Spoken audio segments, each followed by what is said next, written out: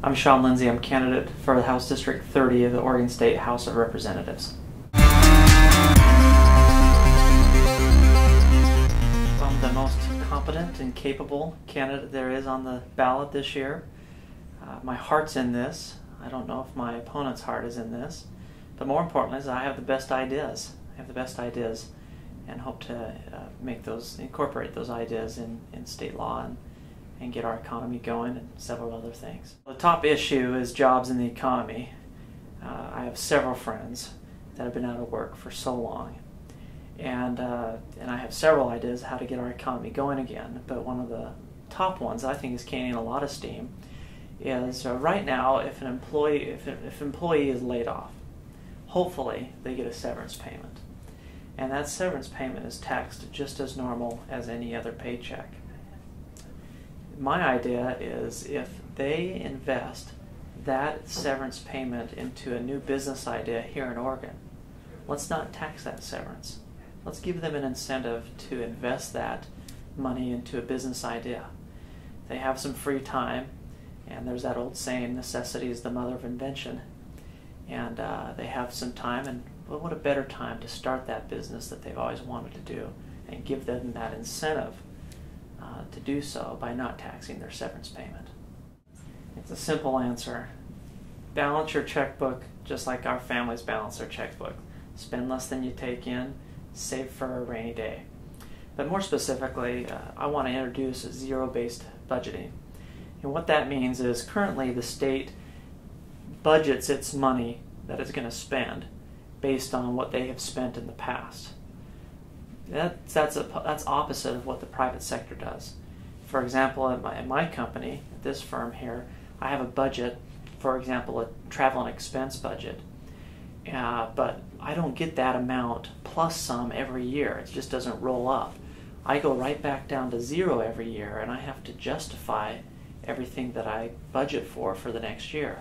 So next year, I'm not probably going to get the same amount that I had this year. In other areas, I might get a little bit more. But that's what the state needs to do, is they need to do what's called zero-based budgeting. Everybody goes back down to zero, and they have to justify. And if there's any outdated or non-functioning programs, they're not going to get funded. And if there are programs that need additional funding, maybe they get a little bit more. But this just automated roll-up of increased spending is not working. I'm an absolute believer that we want to be good stewards of our environment. I'm open to the idea. I need to look at it further, but I do have I just need to spend some more time looking into it. But I'm open to the idea. Some concerns that I have is that the state is becoming more and more like a nanny state, and I'm someone that believes in, like I said, being good stewards of our environment. At the same time, I also believe in teaching good principles and letting people govern themselves. Now, as I mentioned, I need to look into it a little bit further, and I'm open to the idea, especially in that there's a lot of people that are coming around to the idea, such as grocers are coming around to the idea, and I want to be able to listen to every side of the argument and look into it further. Good budgeting. Right now, if you didn't know, the education budget is one of the very last budgets that's passed each year. I think we ought to turn it on its head and make it be one of the very first budgets that's passed each year, or at least by a date certain. I've had the superintendent of our school districts tell me, Shawn, if I could just know by April 1st of each year what my budget's going to be, that would go a long ways. So I think that's one of the most paramount things that we need to do, is pass the education budget first. Make it a priority.